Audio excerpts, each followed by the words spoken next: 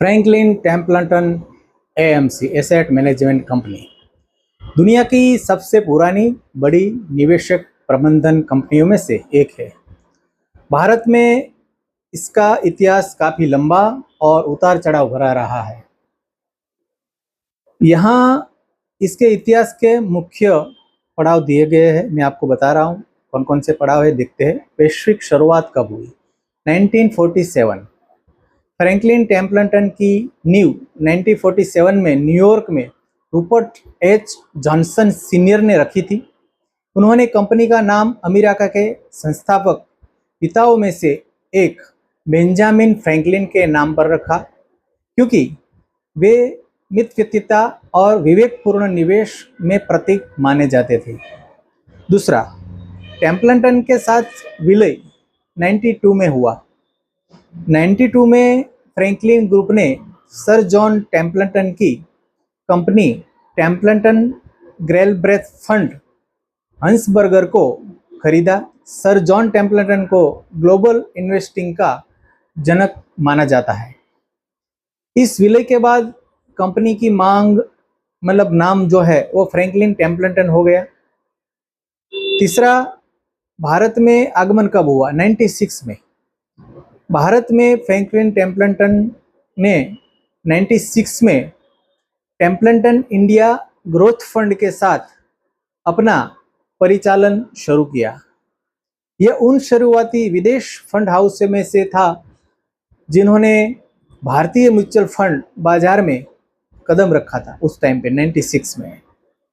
चौथा, कोठारी पायोनियर का अधिग्रहण 2002 में किया।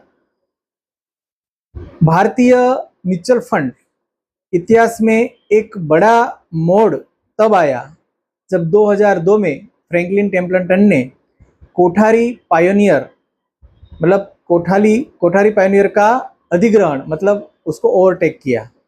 कोठारी पायोनियर भारत की पहली निजी क्षेत्र की म्यूचुअल फंड कंपनी थी, उसको उसने खरीद लिया, जिसने ब्लू चिप फंड और प्राइमा फंड जैसे प्रसिद्ध फंड शुरू किए थे, वही चालू है अभी। 2020 का संकट क्या हुआ वो थोड़ा बता देता हूं आपको। अप्रैल 2020 में लिक्विडिटी की कमी के कारण कंपनी ने अचानक अपनी 6 डेट स्कीम को बंद कर दिया। 6 डेट स्कीम उसका निर्णय लिया। इससे भारतीय निवेशकों में काफी हलचल मच गई थी। हालांकि बाद में अदालती प्रक्रियाओं के माध्यम से वो प्रॉब्लम सॉल्व किया गया। निवेशकों का अधिकांश पैसा वापस लौटा दिया गया। अभी कोई प्रॉब्लम नहीं है, वही ट्रस्ट चालू है। कंपनी की कुछ मुख्य विशेषताओं आपको बताता हूँ। वैल्यू इन्वेस्टिंग, यह फंड हाउस मुख्य रूप से वैल्यू इन्वेस्टिंग सस्ते भाव पर अच्छे स्टॉक चुनना उसकी रणनीति रहती है और उसमें वो जाना जाता है। ग्लोबल उपस्थिति अभी क्या है?